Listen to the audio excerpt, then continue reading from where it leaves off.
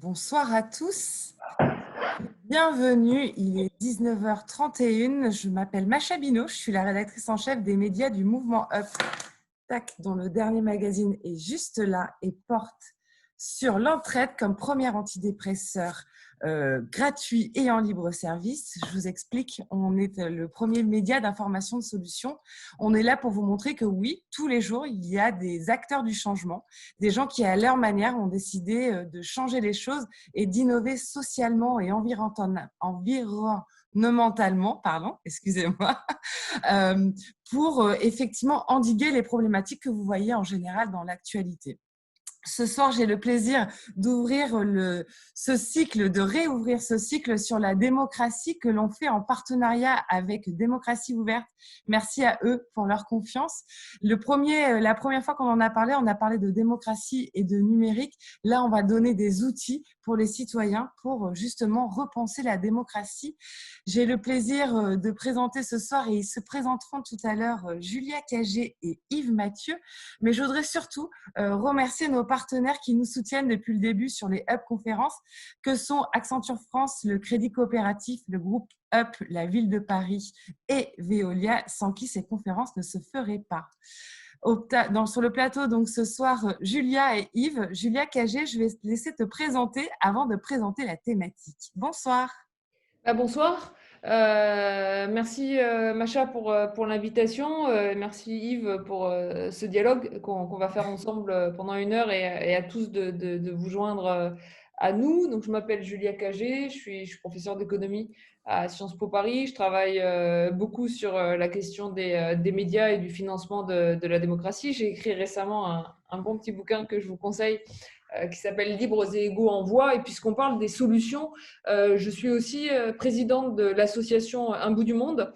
Un bout du monde est une association citoyenne à but non lucratif qui a pour but de défendre l'indépendance des médias en remettant les citoyens et les journalistes au cœur de l'actionnariat et au cœur de la gouvernance des médias. Et puisqu'on parle de solutions, je veux juste souligner que si vous allez sur KissKissBankBank pour contribuer à Un bout du monde, ou si vous allez sur unboutdumonde.org, le site de l'association, pour 5 euros, vous pouvez devenir membre de l'association et contribuer à votre mesure à l'indépendance des médias, qui fait partie des problèmes en général quand on voit aujourd'hui qu'on a des actionnaires milliardaires qui possèdent les médias. On a l'impression qu'on ne peut rien faire à notre mesure, et c'est vrai qu'à notre mesure, on ne fait pas la différence prix individuellement, mais nous, on part du principe que tous ensemble, par contre, on peut faire la différence. Et donc, c'est l'une des choses dont je serais ravie de vous parler aujourd'hui dans cette conversation sur la démocratie.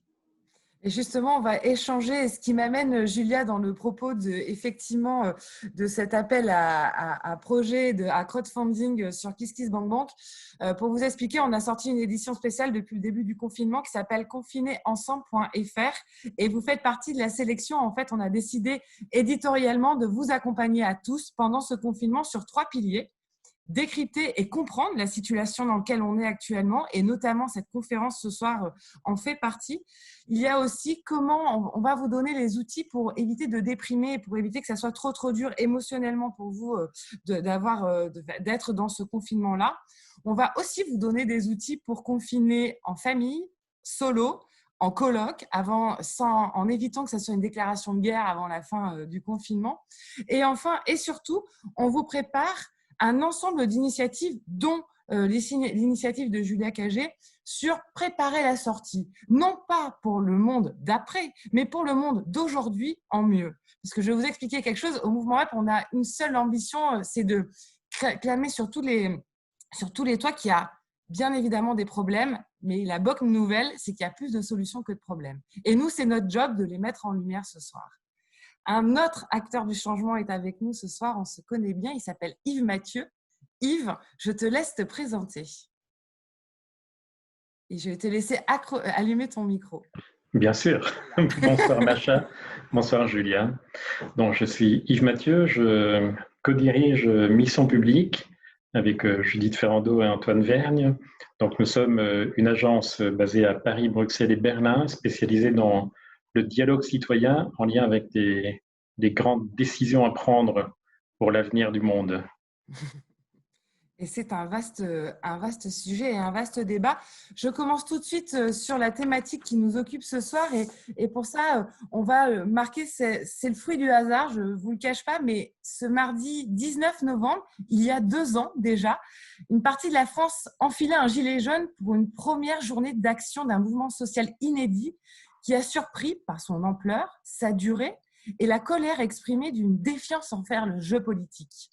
Le mouvement des Gilets jaunes surprenait aussi par sa forme, sans comparaison aucune, en suivant et a suivi le grand débat, la Convention citoyenne pour le climat et d'autres initiatives internationales qui font partie des nouveaux outils expérimentés pour réinvestir les citoyens dans la décision publique. Alors, Julia, je vais commencer par toi. Ton travail et notamment ton dernier livre que je représente là, qui s'appelle Libre et égaux en voix, des propositions radicales.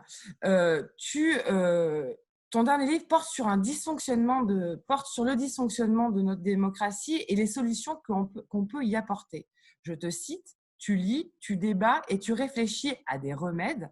Mais la première question, c'est quel est le plus grand mal de notre démocratie? Qu'est-ce que tu pointerais en premier? Je dirais que c'est le fait que la démocratie est aujourd'hui capturée, qu'elle est capturée en grande partie par les plus favorisés, ceux qui ont les moyens de financer les partis politiques, les campagnes électorales, ceux qui ont les moyens de financer les médias, ceux qui ont les moyens de financer le débat public, y compris les think tanks. Mais quand je dis ça, je veux vraiment insister sur un point. Je pense que ce n'est pas l'effet d'un espèce de grand complot qui se serait abattu sur nous et qui voudrait que absolument une poignée d'individus dirigerait absolument tout et prendrait des décisions à notre place. Je pense que c'est dû à un certain nombre d'impensés. Je pense qu'on n'a jamais suffisamment pensé la régulation du financement de la démocratie et du jeu politique, ce qui permet aujourd'hui à une poignée de très favorisés de capturer ce financement-là et du coup d'être davantage écoutés que la plus grande majorité des citoyens. Je pense qu'on n'a jamais pensé vraiment une gouvernance démocratique des médias. Et donc, d'une certaine manière, la bonne nouvelle, c'est qu'une fois qu'on a établi le constat à partir d'un certain nombre de difficultés, c'est qu'on peut essayer d'y apporter des solutions. Et je pense que la pire des solutions, ça serait de renoncer à l'exercice de nos droits démocratiques. Ça ne veut pas dire que ceux qui disent « je ne vais pas voter parce que finalement ça ne sert à rien, je ne me sens pas représenté » ont tort. Ils ont raison en grande partie. Et il y a un vrai déficit de représentation, à la fois de représentation des préférences politiques des moins favorisés, mais aussi un déficit de représentation d'un certain nombre d'individus et de groupes, les femmes, les classes populaires, les minorités visibles. Ils ont raison dans ce déficit de représentation-là. Il ne faut pas abandonner le jeu politique aux plus favorisés. Donc, il faut faire en sorte de mettre fin à ce déficit de représentation en modifiant les règles du jeu. Et c'est pour ça qu'en fait, j'essaie de penser dans ce livre, il insiste beaucoup sur les solutions. Dans mon précédent ouvrage, qui est un peu plus mastoc d'une certaine manière, mais qui était sur le constat, le prix de la démocratie, je prenais vraiment dans tous les pays, sur les 50 dernières années, toutes les formes que pouvait prendre finalement la capture du jeu politique par les financements privés pour mettre un certain nombre de problèmes sur la table. Là, je me suis dit, soyons plus optimistes d'une certaine manière, maintenant qu'on connaît les problèmes, essayons d'apporter des solutions. Et la bonne nouvelle, je pense c'est qu'il y a des solutions à tous ces problèmes-là, mais ça suppose aussi qu'on ne renonce pas à l'exercice de nos droits démocratiques. Et malheureusement, en fait, on voit que les élites et tous ceux qui sont au pouvoir sont assez contents à l'idée qu'il y a un renoncement et à dénoncer ce qui serait une espèce de paresse du peuple, entre guillemets, qui aurait renoncé à voter et qui aurait renoncé au jeu démocratique normal. Je pense qu'il faut réinvestir ce jeu démocratique. Et d'ailleurs, juste parce que tu mentionnais le grand débat, le grand débat, ce qui est très triste en fait, c'est que du point de vue des citoyens, les citoyens ont répondu présent, vraiment. Ils sont allés participer, ils ont fait ça sérieusement, ils ont organisé des réunions, ils ont écrit des propositions, ils ont mis en place des sites. Les citoyens ont participé. Ceux qui n'ont pas participé, c'est les gouvernants. C'est-à-dire qu'ils n'en ont absolument rien retiré. C'est comme pour la Convention citoyenne. Les 150 personnes qu'on avait tirées au sort, elles ont fait le boulot, mais vraiment. Et d'ailleurs, c'est vachement rassurant sur tous les gens qui disent « Ah, mais on ne pourrait pas avoir d'ouvriers à l'Assemblée, ils ne sont pas assez qualifiés. » Si, ils sont qualifiés, il faut juste leur donner le temps de réfléchir, de prendre des décisions, d'écouter, de délibérer. Là, ça a été pareil avec les citoyens. Et le problème, c'est que derrière, c'est le gouvernement qui n'a pas fait le boulot. Ils n'ont pas repris les propositions. Et toutes celles qui les tenaient, ils les ont laissées sur le bas-côté. Et justement, on partagera l'expérience de Yves qui a participé effectivement à l'organisation du grand débat et de la Convention citoyenne. Mais avant tout, Julia, pour commencer, pour compléter le propos qui est là, je voudrais savoir, est-ce qu'il y a un point de bascule d'un moment où et une explication du fait que les gens n'aillent plus voter et qu'il y a une décrédibilisation en fait du vote? C'est quand même quelque chose d'assez fort, c'est quand même une particularité française qui est quelque part belle. Il y a un vrai pouvoir il y a un vrai pouvoir d'inflexion, non, dans les décisions, et j'ai l'impression que on aurait pu réagir différemment. Je provoque spontanément la question en disant on aurait pu imaginer qu'il n'y ait pas un grand détournement des urnes, mais qu'on aille plus voter. Non, c'est pas… Il y a un vrai sujet de dévalorisation en fait de l'outil du vote. La baisse de la participation politique, c'est ni une spécificité française, ni quelque chose qui est nouveau, c'est un espèce d'effritement. Ce qui est intéressant, c'est de lier cet effritement au changement politique de très long terme. On ne s'est pas réveillé du jour au lendemain où les gens ne sont plus allés voter. Ils ont voté de moins en moins. Ce qui est intéressant, par exemple, sur la question du déficit de représentation, c'est que la présence des classes populaires, des ouvriers, des employés, des travailleurs précaires à l'Assemblée nationale, elle s'est aussi effritée. Du côté des femmes, ça s'est plutôt amélioré. Pas assez vite. On a encore un vrai déficit de représentation des femmes parmi le personnel politique, mais c'est un peu moins pire. Du côté des catégories populaires, ça s'est complètement dégradé tout au long des dernières années, assez régulièrement, en même temps que finalement, c'est dégradé finalement la participation électorale. Donc c'est un espèce de long processus qui s'aggrave de plus en plus, mais c'est pas propre à la France. Bon, aux États-Unis, on vote encore moins. Alors, c'est vraiment un modèle de démocratie des États-Unis, mais ce n'est pas propre à la France et ce n'est pas nouveau. Ensuite, là où j'ai un point de débat avec un certain nombre de mes collègues d'ailleurs avec un certain nombre de penseurs sur ces sujets et de citoyens finalement qui s'approprient ces questions de démocratie et de représentation, c'est que là où, face à ce déficit de représentation que je qualifie dans mon livre de déficit de représentation descriptive, qui est un mot que j'emprunte à la politiste et philosophe états-unienne Anna Pitkin. Donc, l'idée d'avoir des représentants à notre image. Vous avez un certain nombre de citoyens qui vont dire que face à ça, il faut renoncer aux urnes, il faut faire le choix du tirage au sort. Moi, je partage avec les partisans du tirage au sort l'idée d'avoir une représentation descriptive, d'avoir des élus à notre image. Donc, de ce point de vue-là, on est vraiment d'accord. Mais par contre, moi, je pense qu'on peut avoir une représentation descriptive à l'aide des élections. Et je refuse de renoncer à l'élection parce que je pense que l'élection est le moment de l'élection, de la délibération, du débat. Il faut convaincre finalement les électeurs d'aller voter. C'est l'un des moments importants de la démocratie. Et donc, je pense qu'on peut atteindre le même objectif tout en gardant l'élection. Et c'est pour ça que j'ai fait des propositions, notamment sur ce que j'ai appelé l'Assemblée mixte, pour garantir finalement une parité sociale, donc une juste représentation des classes populaires à l'Assemblée nationale, avec une moitié des candidats et des élus qui viennent des classes populaires, une juste représentation des femmes à l'Assemblée nationale, une moitié de femmes parmi les candidats et des élus, mais tout en gardant les modalités du vote, parce que je n'arrive pas à renoncer finalement à ce vote. Et je n'y arrive pas pour deux raisons. Un, parce que je pense que le temps de la délibération est un des temps importants, et je pense que le fait de participer à la vie politique, ça fait partie de notre bonheur également de citoyen, il ne faut pas y renoncer du tout. Et deuxièmement, parce que je pense que c'est un peu une manière finalement de se dédouaner pour un grand nombre de citoyens que de se reposer sur une poignée d'entre nous qui seraient tirés au sort. Et qu'en fait, la politique, la beauté de la politique, telle que manière d'organiser et de confronter nos différences, ça implique de faire participer le plus grand nombre et de donner ce que j'appelle dans mon livre, en paraphrasant Hannah Arendt, de donner à chacun sa part de bonheur public. Mais est-ce que les urnes sont de nos jours, et là je mêle très clairement avec la question de la technologie, de l'arrivée du numérique, d'autres méthodes, etc., est-ce que les urnes restent maintenant suffisantes dans un 21e siècle, ou est-ce qu'il faudrait effectivement mixer un nombre d'outils? Ça, c'est la première de mes questions. Et est-ce qu'il y a une question de fréquence? C'est que mine de rien, on est aux urnes pas souvent. Et donc, est-ce qu'il y aurait une fréquence, et quelle serait la bonne fréquence? Il y a différentes choses. Déjà, il faut sortir de la logique des urnes uniquement pour l'élection des représentants. Moi, je pense qu'il faut des référendums d'initiative citoyenne, des vrais référendums d'initiative citoyenne, pas des référendums d'initiative partagée. Ça, c'est un peu comme la Convention climat, où le grand débat, on fait semblant de donner aux gens des droits, et en fait, c'est des droits qu'ils ne peuvent pas exercer en réalité. Et ça, on l'a vraiment vu avec le référendum d'initiative partagée. Ça existe, mais c'est vraiment fait pour ne jamais être utilisé. Donc, il faut faire des référendums d'initiative citoyenne. Et ce que je propose, en fait, c'est d'avoir des référendums d'initiative citoyenne qui soient des référendums délibératifs. Ça veut dire quoi? Ça veut dire qu'en fait, la plupart des questions qu'on met au référendum, ce n'est pas des questions binaires, contrairement à ce qu'on voudrait nous faire croire. Et ça, c'est vrai d'ailleurs pour les référendums d'initiative citoyenne, comme pour les référendums d'initiative gouvernementale. Dans le livre, je prends l'exemple, par exemple, du Brexit. On dit le Brexit, bon, on a demandé aux Britanniques, vous voulez sortir, vous voulez rester? Ils ont dit, on veut sortir. Et en fait, une fois qu'on les avait fait voter sur on veut sortir, on les avait fait voter sur absolument rien du tout, puisque vraiment l'important, c'est les conditions de la sortie. Et là, ça fait 2 ans qu'ils sont toujours bloqués là-dedans et ils ne savent pas, en fait, ça veut dire quoi sortir. On ne va pas envoyer finalement le Royaume-Uni sur Mars. Donc, ils sont toujours là et donc il faut définir, est-ce qu'il faut des accords commerciaux, pas d'accords commerciaux, comment on fait circuler les hommes, les marchandises. Bon.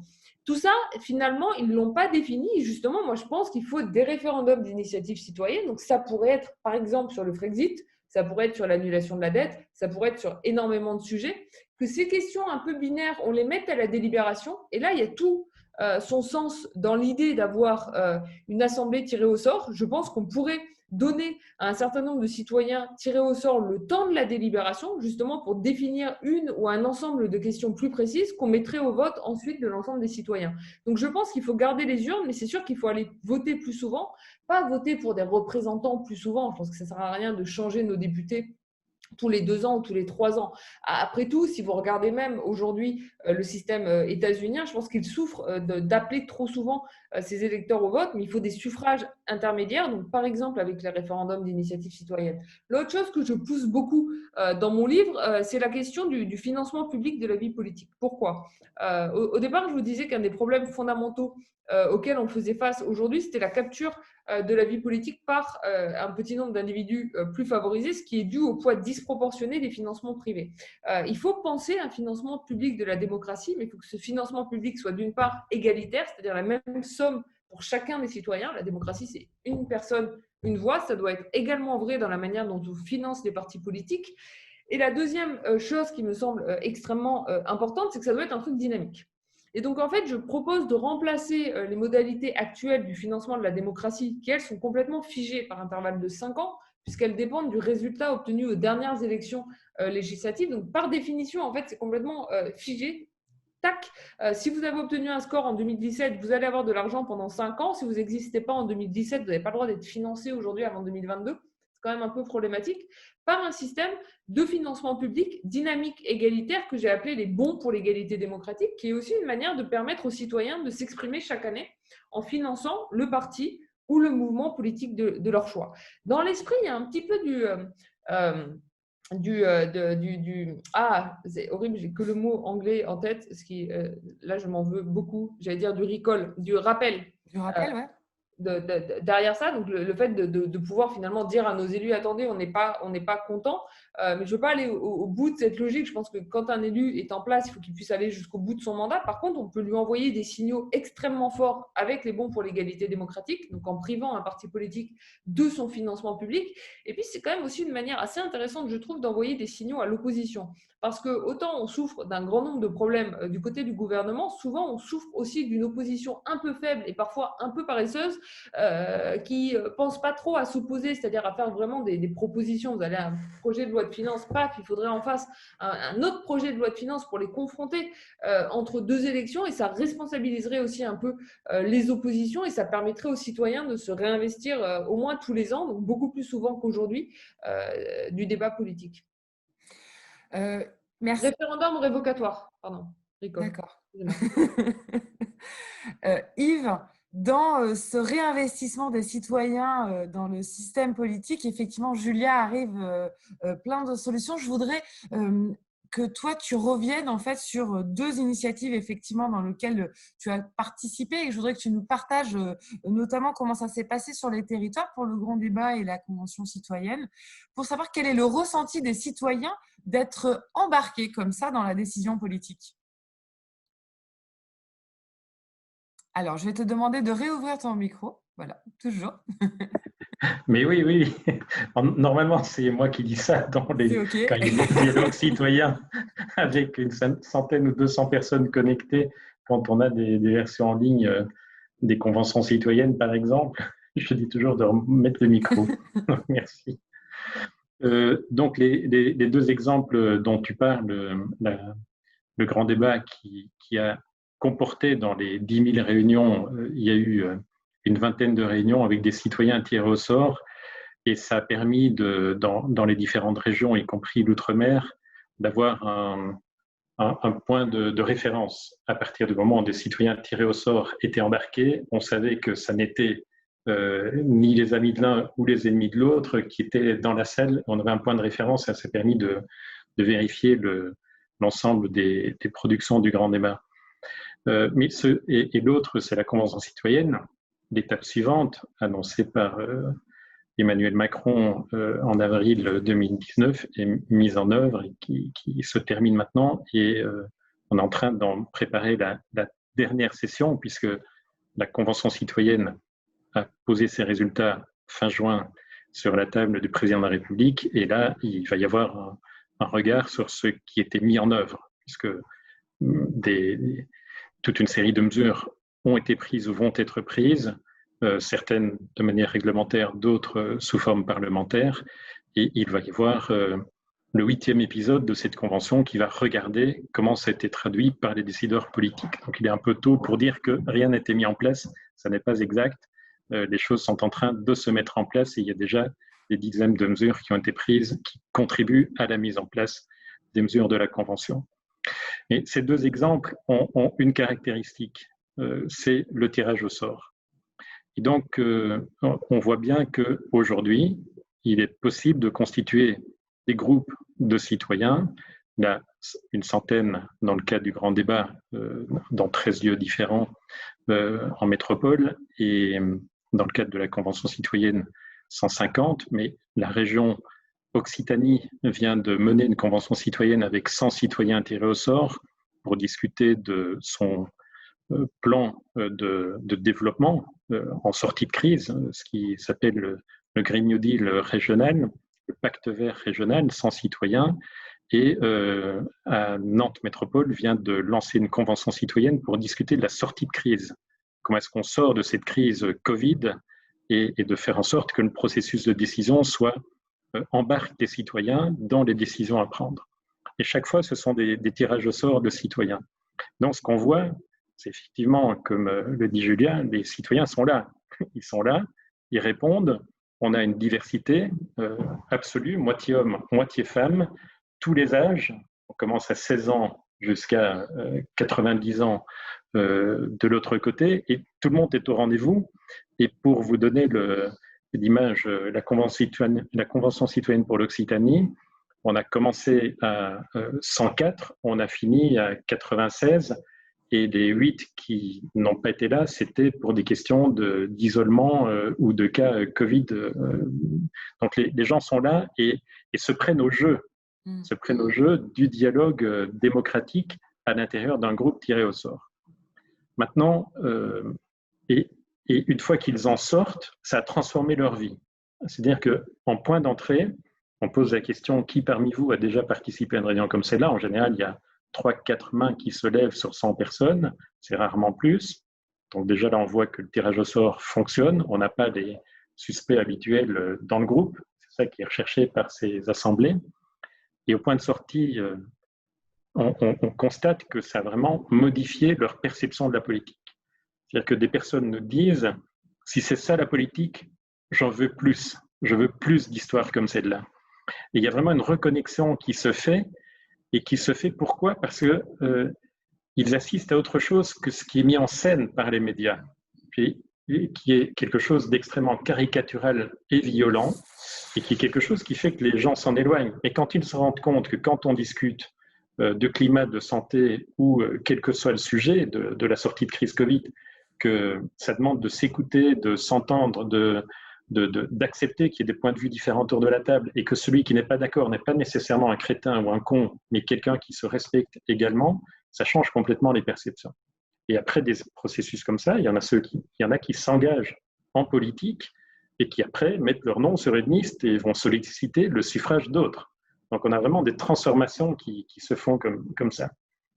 Et c'est ce bonheur public que citait Julia est quelque chose qui est vraiment vécu, même s'il y a des moments qui peuvent être très difficiles, il peut y avoir aussi des larmes dans une convention citoyenne, parce que des citoyens se rendent compte qu'il faut lâcher une idée ou qu'il faut passer à autre chose. Il y a des moments émotionnellement très forts, mais l'émotion est aussi du côté positif et d'expérience en général. Quand on dit « faut-il continuer ça ?»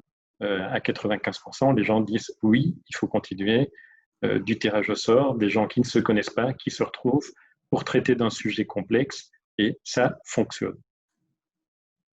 Est-ce que c'est le seul outil qu'on pourrait utiliser ou est-ce que tu en as expérimenté d'autres? Parce que c'est un peu ton jeu à toi, en tout cas la mission de ton entreprise, de mission publique, c'est d'expérimenter effectivement l'accompagnement des citoyens dans la prise de décision à l'échelle d'un territoire, voire international. Donc, je vous parle au pied de l'arbre de la permadémocratie. C'est un arbre qui a été dessiné par Lux Keuten à notre demande. Lux Keuten est un architecte urbaniste bruxellois qui travaille sur les villes du 22 et 23e siècle. Et donc, j'ai demandé à Luc de représenter une assemblée citoyenne. Et il nous a dessiné cet arbre qui est un superbe arbre en pleine santé. Et vous voyez que les racines sont connectées à des gens. Donc, l'assemblée citoyenne, c'est l'humus qui nourrit l'arbre. Et Luc a appelé cette représentation d'une assemblée citoyenne la permadémocratie. Parce qu'en fait, pour que l'intensité démocratique d'une société augmente, il est important qu'on multiplie les formes dans lesquelles la participation est possible. Il faut vraiment avoir la logique de la permaculture adoptée à la permadémocratie. C'est-à-dire que des conventions citoyennes, on a vu ce que ça donne, c'est une partie de la réponse. Ça a embarqué en direct 150 citoyens, ça en a passionné des millions d'autres qui ont suivi, parce qu'il y a quand même eu un impact médiatique assez exceptionnel. Et c'est cette convention citoyenne qui, pour la première fois, a créé un objet politique citoyen à l'échelle nationale et internationale. Ça fait 22 ans que je pratique ce métier en France. Je n'avais jamais connu ça à cette échelle-là. Et donc, mais c'est une forme.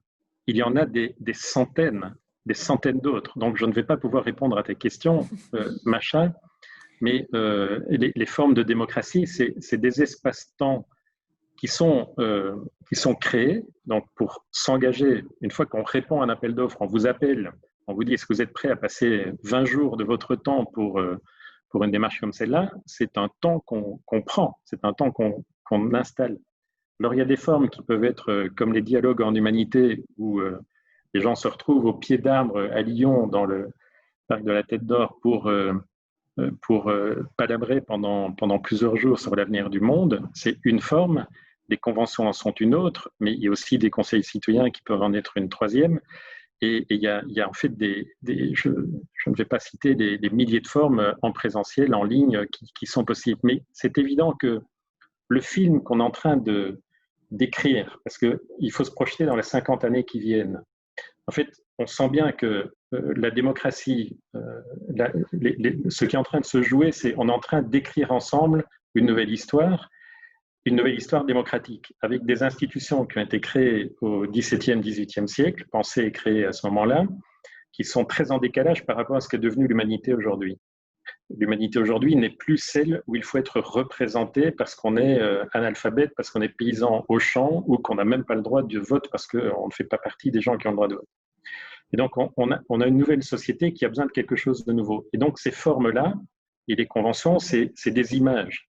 Mais il faut regarder le film des 50 années qui viennent. Je suis en train d'écrire un film. Et c'est un film dans lequel, j'espère, et c'est pour ça que je travaille et que je fais partie mais il y a des dizaines de milliers de réalisateurs ou de millions de réalisateurs de ce film à l'échelle du monde, c'est que dans 50 ans, on aura gagné en intensité démocratique. Et ça veut dire quoi? Ça veut dire que toutes ces formes-là de participation citoyenne, et je vais venir sur une des questions clés, parce qu'il y a quand même un enjeu clé dont je n'ai pas encore parlé, vont faire en sorte que comme l'explique Pierre Rosanvallon dans Le Parlement des Invisibles, chaque histoire individuelle va mieux se connecter à l'histoire collective qui s'écrit. Parce que finalement, c'est l'intensité démocratique d'une société, se traduit à un moment donné par ça. C'est son histoire à soi, on ne la vit pas en dehors de l'histoire collective, on la vit dans l'histoire collective.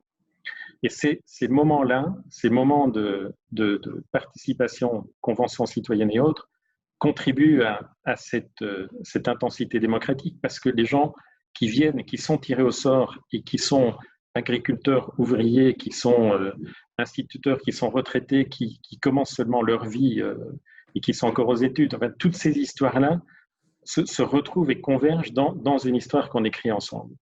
Et c'est quelque chose un des défis qui se joue, il y a plusieurs défis, mais un des défis, c'est la question de l'échelle à laquelle ça va se passer.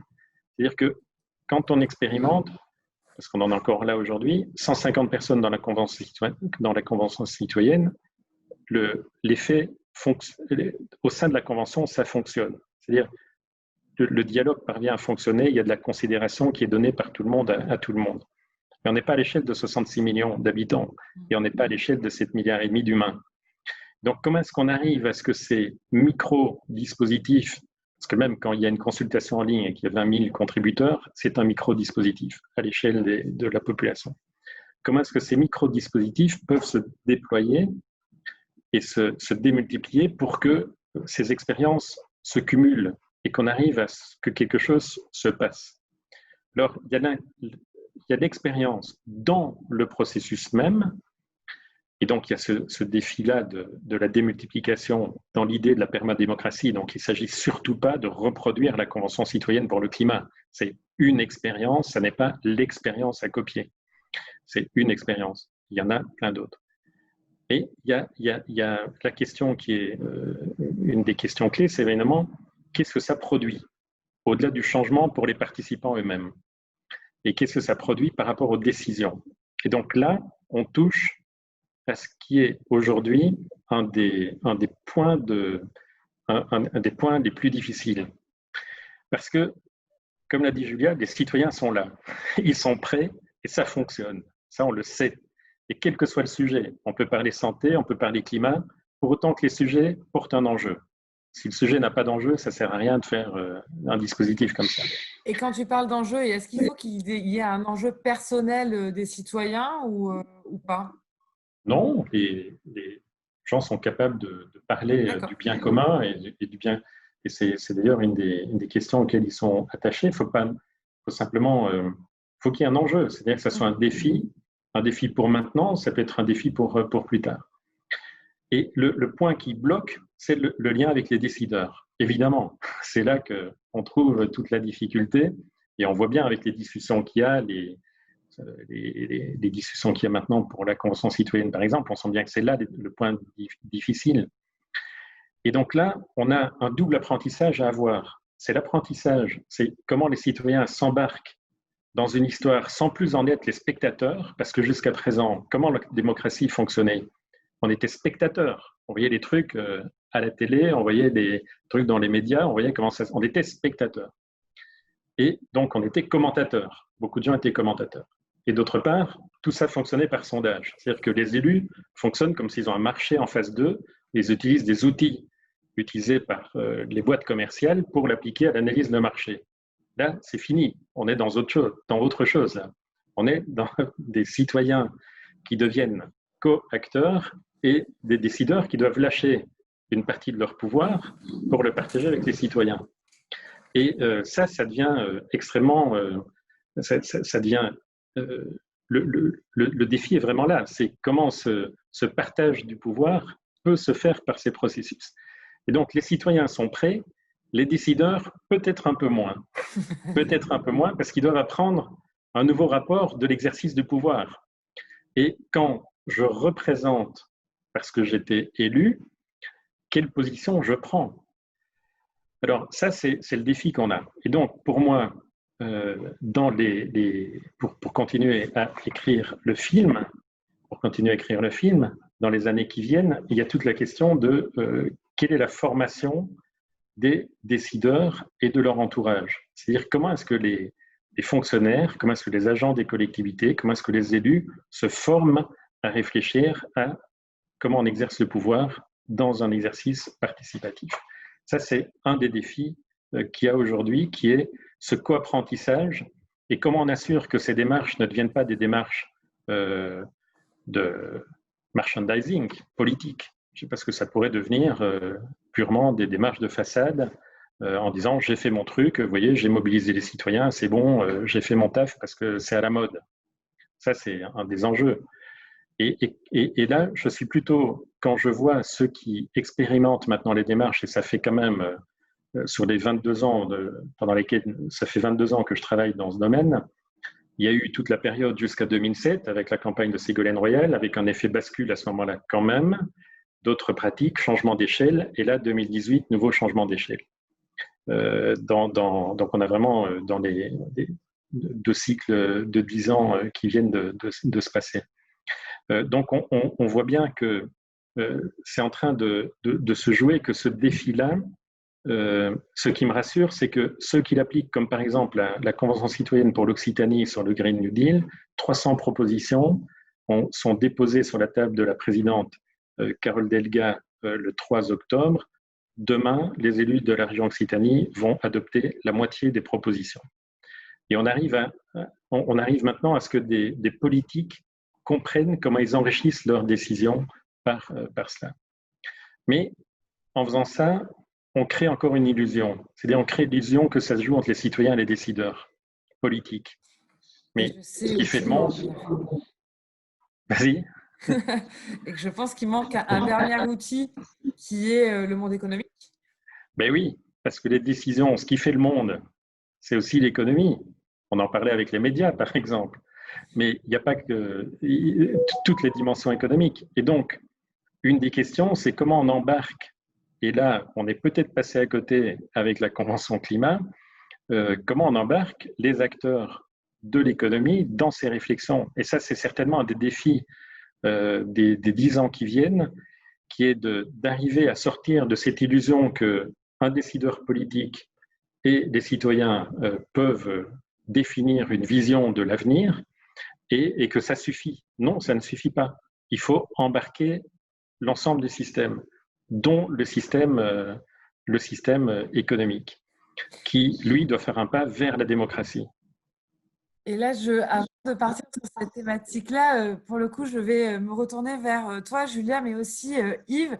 Moi, je suis citoyenne et vous me proposez d'embarquer sur ces sujets. Et je vous dirais, et c'est une autre question, quand tu dis qu'il il y a de la pédagogie, il y a de l'éducation à avoir des politiques. Moi, je me pose la question aussi en tant que citoyenne, est-ce que je suis légitime et est-ce qu'il faut que je me forme à certaines choses pour pouvoir répondre à ça? C'est quand même une responsabilité de prendre une décision pour un pays, quel que soit l'impact que ça peut avoir. Je ne me sens pas légitime. Qu'est-ce que vous répondriez à ça? Et là, pour le coup, je reboucle très naturellement en te regardant, Julia. Je pense très sincèrement que les médias, on a raté quelque chose et que on a l'habitude de dire chez nous qu'on éduque les enfants et qu'on informe les adultes. Et je pense qu'il y a un défaut d'information qui est donné aux citoyens pour se sentir, je ne sais pas, légitime. Je vais clairement dire, parler de légitimité dans la prise de décision. Qu'est-ce que tu répondrais à ça, Julia? Tu l'es pas plus qu'un cadre supérieur ou un dentiste ou un avocat et tu l'es pas moins. C'est ça la vérité.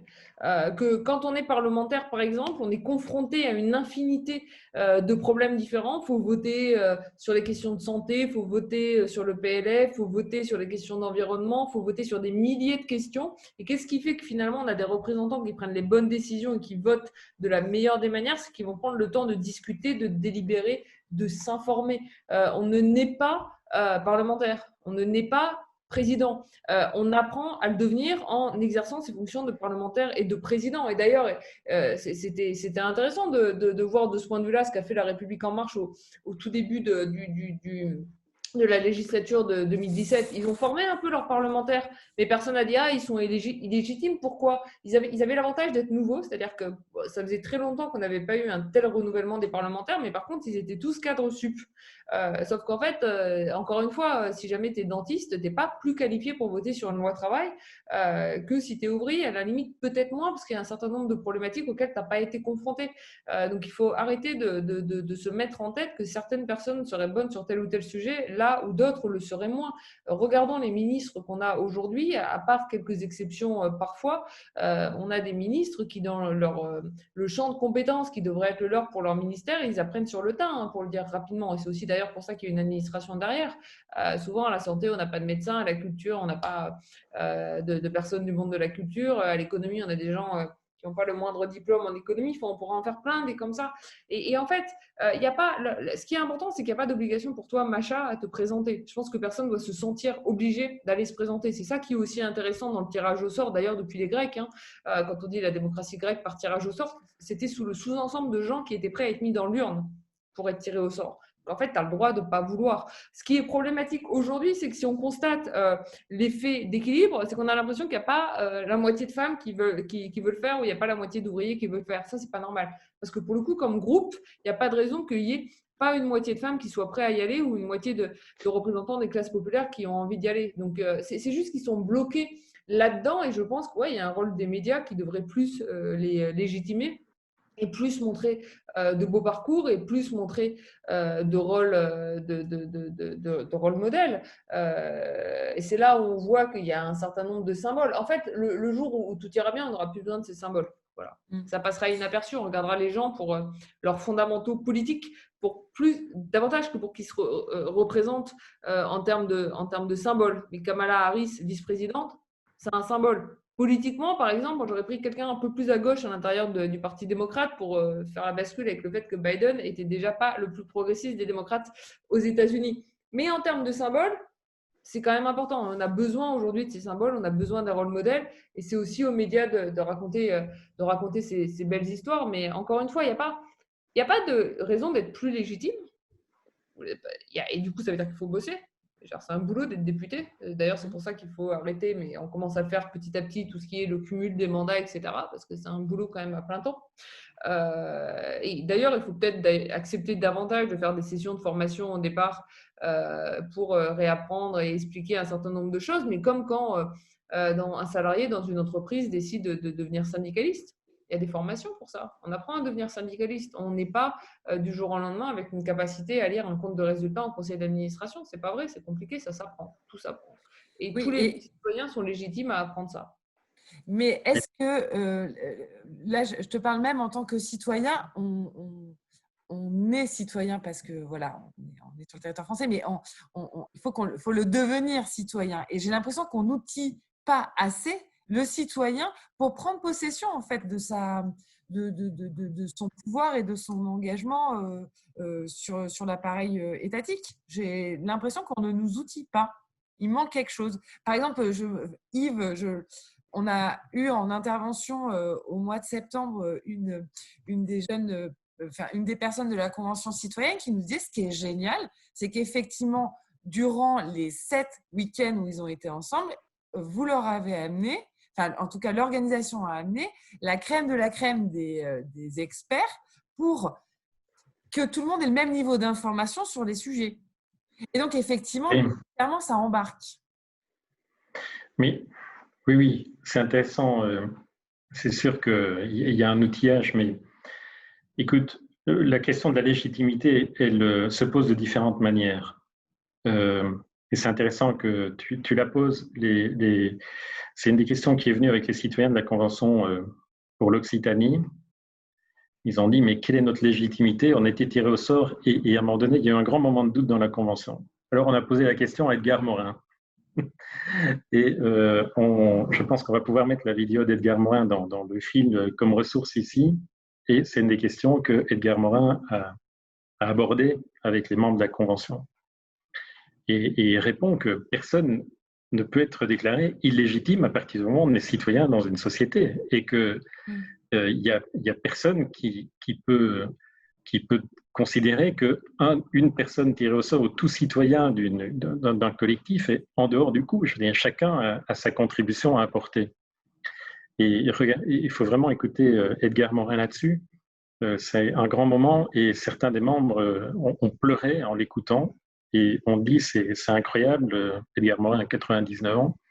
Ils ont dit c'est un message qui vient du futur. C'était incroyable. On aurait pensé être à l'Institut des futurs souhaitables, là, dans une des sessions d'écriture en 2040. C'était assez fabuleux. Mais ça se manifeste comment? Il y a deux choses pour la légitimité. La première, il y a une question qui est le statut du citoyen.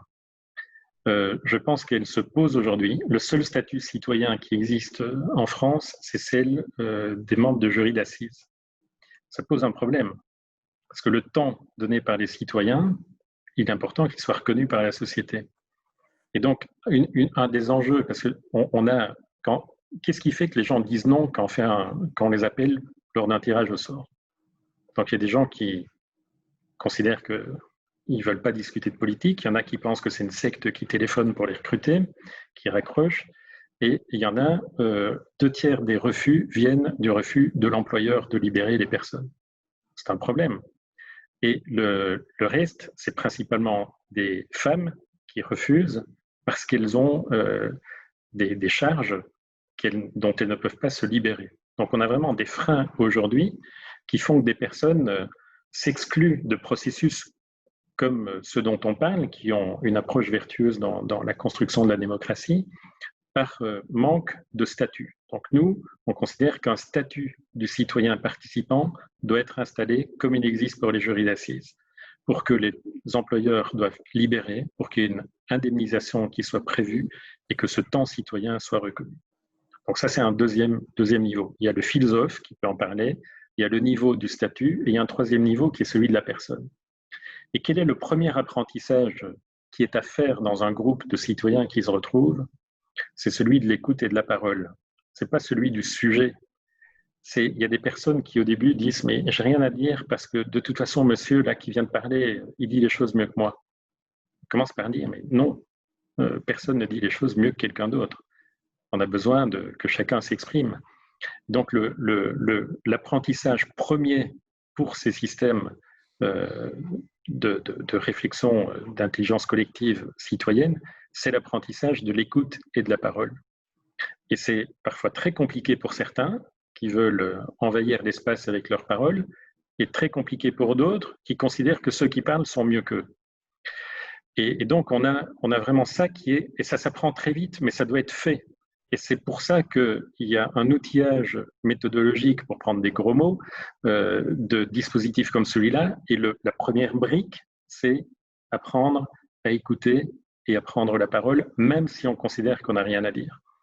Et nous, à Mission Publique, on est les seuls à travailler à l'échelle mondiale sur des dispositifs comme cela depuis la France. On a par exemple on vient de terminer un dialogue mondial sur la question de la gouvernance d'Internet. Un des dialogues citoyens, on l'a fait dans un camp de réfugiés. On considère que les gens qui sont dans les camps de réfugiés ont leur mot à dire sur l'avenir d'Internet. Et donc, il y a cette question de la légitimité. Et il faut vraiment y répondre en donnant de la considération pour toute personne dans la société et faire en sorte que la diversité de la société, qu'elle soit société française, qu'elle soit société à l'échelle d'une région, d'une métropole ou du monde, qu'on soit sûr d'embarquer tout le monde dans cette histoire. Pour embarquer tout le monde, effectivement, tu l'abordais tout à l'heure, Yves.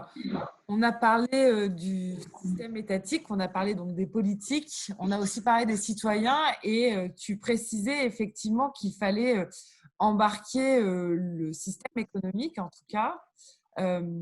Comment est-ce que tu verrais ça? Eh bien, c'est sans doute beaucoup plus compliqué que d'embarquer les politiques. Beaucoup plus compliqué. Parce qu'on voit aujourd'hui que les politiques sentent le vent du boulet, d'une manière ou d'une autre. Enfin, peut-être, même les dictateurs le sentent, je pense. Et donc, ils sentent le vent du boulet. Le monde économique, par rapport à la question de la démocratie, on n'y est pas encore tout à fait. alors qu'il a un rôle essentiel à jouer. Si on prend ce dont on parle ici, c'est l'avenir de l'humanité, c'est la place du vivant, c'est la question de la répartition des richesses, c'est la question climatique, c'est la question environnementale, c'est la question de la santé. Évidemment, tout ne se joue pas dans le monde public. Le monde économique est essentiel.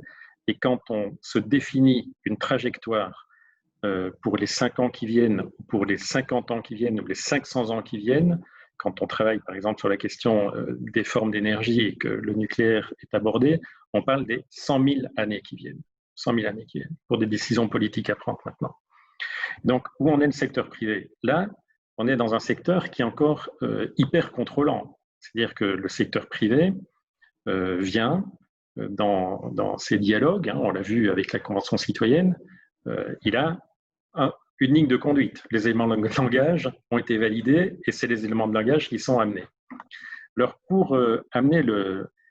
Et ça se comprend, il y a un tas de raisons pour lesquelles c'est comme ça, mais on peut considérer que ça pourrait évoluer et qu'on pourrait avoir un monde économique plus participant. Et donc, je pense qu'une des pratiques, elle est d'embarquer le monde économique dans les dispositifs. Et donc, par exemple, dans la région Centre-Val de Loire, il y a une démarche de démocratie permanente qui travaille maintenant. Il y a une COP régionale qui a été mise en place par la région et son vice-président Charles Fournier. Et cette COP régionale a créé des coalitions. Donc, c'est une COP, comme la COP climat à l'échelle mondiale, mais elle est déclinée à l'échelle régionale. Et cette COP régionale, elle embarque des coalitions d'acteurs. Et les citoyens font partie de la coalition d'acteurs, mais les banques font partie aussi, les entreprises de la construction font partie aussi. Et dans ces coalitions, on se dit, on a un but commun qui est d'arriver, on se rend compte qu'on a des buts communs. Qu'on soit citoyen, entreprise ou banquier, on a un but commun. Et on est capable dans la coalition, au-delà de formuler la trajectoire qu'on veut, de se mettre en route ensemble. Et donc, je pense que c'est en les embarquant et en ayant des dispositifs de moins en moins cloisonnés. C'est-à-dire que la parole des citoyens doit être préservée et il doit y avoir des dispositifs qui la rendent sacrée, même sacrée. Mais dans le dispositif doit embarquer d'autres partenaires. Comme ça doit embarquer les politiques, ça doit aussi embarquer le secteur économique. Donc là, on en est sans doute au balbutiement de cela, mais je pense que dans les 10 ans qui viennent, ça va solidement bouger parce que il n'y aura pas de trajectoire satisfaisante si on n'arrive pas à faire en sorte que ces trajectoires soient partagées par les citoyens, les décideurs politiques et leurs équipes, et par le monde économique. Et pas que, il y a aussi le monde des ONG, les influenceurs, c'est vraiment s'embarquer ensemble dans cette histoire commune. Parce que quand on fait ça, et on le voit, excusez-moi, je ne peux pas être trop long dans cette réponse, mais je terminerai avec ça. Quand en 2015, on a mené un dialogue citoyen mondial préalable à la COP 21. Donc, on a embarqué 10 000 citoyens dans 76 pays pour imaginer quel serait l'accord de Paris s'il était écrit par les citoyens. Et on avait repris les points de négociation entre les gouvernements et on les a posés aux citoyens en disant, par rapport à ces points de négociation, quelles sont les décisions que vous prendriez? Et quand on fait ça avec 10 000 citoyens de 76 pays, tirés au sort, les gens sont d'accord à 80-90%. C'est-à-dire la trajectoire qu'ils veulent partager est la même. Et elle est la même pourquoi? Parce qu'ils ont pris le temps de réfléchir, d'écouter, de se parler, et on arrive à une convergence incroyable. Et il n'y a plus de pays du Sud, plus de pays du Nord, il n'y a plus d'îles et des continents. Tout le monde a la même vision. Et quand on réfléchit à ce qu'on veut, par rapport à la vie qu'on souhaite, quelles sont les divergences fondamentales? Elles sont très faibles. J'aimerais finir sur cette parole-là, sur cette conférence. J'avais promis de raccrocher à l'heure et il nous reste 5 minutes. Est-ce que chacun, vous pourriez prendre 2 minutes pour nous parler de votre actualité ou nous faire part peut-être d'un événement qui vous marque ou qu'il faut suivre ou d'un sujet qu'il faut suivre dans les prochaines semaines? Yves, si je devais commencer par toi, d'abord, par curiosité, je me demande, est-ce qu'il y aurait comment dit-on, un compte-rendu ou je ne sais pas comment on dit, une consultation de ce qui va se dire sur l'avenir d'Internet? Parce que ça m'interroge beaucoup. Est-ce que Oui, oui, le donc public peut avoir accès à ça? bien sûr. Donc c'est parce que c'est évidemment une des conditions de ces démarches, c'est que les résultats soient publics. Donc il y a un site qui s'appelle weedinternet.net qui est un site sur lequel on peut. Les résultats sont en cours d'analyse. C'était le 10 octobre. Il faut évidemment que tout remonte. Ça se passe dans les langues. Certains sont. Donc ça se passe dans les langues locales, évidemment. Donc il faut que ça remonte et qu'il y ait un système de consolidation. Donc il y a un site internet qu'on pourra partager. L'actualité. Mais je pense qu'un des points d'actualité à suivre, c'est de voir comment l'Europe se met en route. Là, il y a un projet dont on a beaucoup parlé, qui est un projet de réflexion sur l'avenir de l'Europe. Donc, il y a une conférence prévue sur l'avenir de l'Europe qui vise pendant 2 ans, remettre en question de manière la plus fondamentale les choix qui sont faits pour l'Europe. Et il y a une place qui est réservée aux citoyens dans cette conférence qui pourrait être très institutionnelle entre le Conseil, le Parlement, la Commission européenne et les instances européennes. Donc j'ai l'espoir que cette conférence pour l'Europe va donner une part belle aux citoyens dans des formes qui ne vont pas être des formes que je vais appeler de primaires de consultation, soit par une plateforme où on peut partager une idée. Il faut savoir que les temps moyens passés par les gens sur les plateformes, c'est de l'ordre de 3 à 4 minutes. Vous voyez que par rapport à une convention citoyenne pour le climat, quand les personnes ont passé 7 week-ends de 3 jours entiers, plus au total une centaine de webinaires pendant lesquels il y a eu des points de rencontre intermédiaires, on ne parle pas du même temps, donc ça n'a pas la même valeur. Donc j'attends de voir quelle va être la place des citoyens dans cette conférence sur l'avenir de l'Europe. On suivra ça. Merci Yves. Julia, je remontre ton livre. Ouais, mais c'est pas ça conseille que de j'ai envie de lire. vous parler. Ça serait quoi? J'ai envie de vous parler d'une chose qui vous permettra d'être libres et égaux en voix. C'est en étant partie prenante de l'indépendance des médias et de la gouvernance des médias. Je l'ai déjà mentionné au tout départ de cet échange, mais je veux vraiment revenir là-dessus. Allez sur le site unboutdumonde.org. Allez sur KissKissBankBank, la plateforme de financement participatif, sur la page d'unboutdumonde.org. Allez-y vraiment et simplement à un clic, donnez 5 €. Alors, 10 €, 15 €, si jamais vous pouvez donner 50 €, mais donnez 5 € pour essayer de faire la différence, pour montrer qu'en fait, on a encore aujourd'hui des citoyens qui croient dans l'indépendance des médias, des citoyens qui ne se résignent pas finalement à consommer simplement de l'information sous perfusion de mécènes, que face à cette défiance croissante dans les médias qui est extrêmement problématique en fait, on n'a plus confiance dans les médias, en particulier à cause de la problématique de l'actionnariat. Donc, essayons de changer les choses. Et là, je veux dire, si vous êtes tous ici à cette conférence pour le mouvement UP, je pense que vous croyez, 1, à l'information, 2, aux médias, 3, au fait de pouvoir faire des choses positives. C'est pas très compliqué. Plutôt que m'écouter encore pendant 1 minute, vous prenez cette minute, paf, vous allez sur unboutdumonde.org ou sur KissKiss. Ça dépend si vous voulez juste adhérer ou aussi avoir des goodies. Ça, c'est vraiment au choix. Vous donnez 5 €, vous faites la différence. Et si vous voulez faire encore mieux, vous pourrez presque faire un jeu pour essayer de voir qui arrive à convaincre combien de personnes. Vous envoyez à 10 personnes autour de vous qui donnent aussi 5 €. Et en fait, aussi bien, d'ici la fin de la soirée, grâce à cet petit échange qu'on a eu entre nous, on a 1000 personnes supplémentaires qui ont adhéré, qui ont contribué, et on a engagé un mouvement encore plus fort.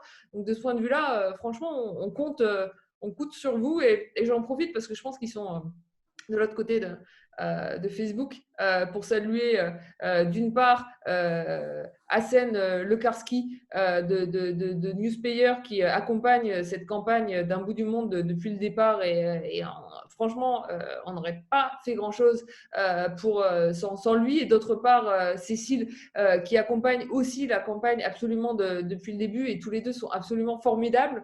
On les voit pas assez, en fait on me voit beaucoup trop. Ce qui est aussi un des défauts parfois de la démocratie, c'est qu'on est obligé de mettre une tête devant pour porter un mouvement. Mais en fait, ce mouvement, il ne serait pas beaucoup porté s'il n'y avait pas notamment Hassen et Cécile derrière. Et rien que pour eux aussi, allez sur un bout du monde, donnez 5 €, faites la différence. Je pense que c'est mon actualité la plus importante et ça risque de le rester pendant un petit bout de temps. À mon tour de donner aussi l'actualité. Merci Julia. Au Mouvement Up, nous, on a un mot et on y a travaillé pendant tout un trimestre.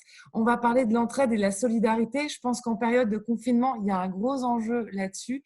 On vous fait la preuve, et vraiment, que la solidarité et l'entraide, c'est le premier antidépresseur en libre service. Ça fait du bien tant à la personne que l'on donne, mais aussi toi, la personne qui donne. Et vraiment, on a des très, très belles initiatives autour de ça.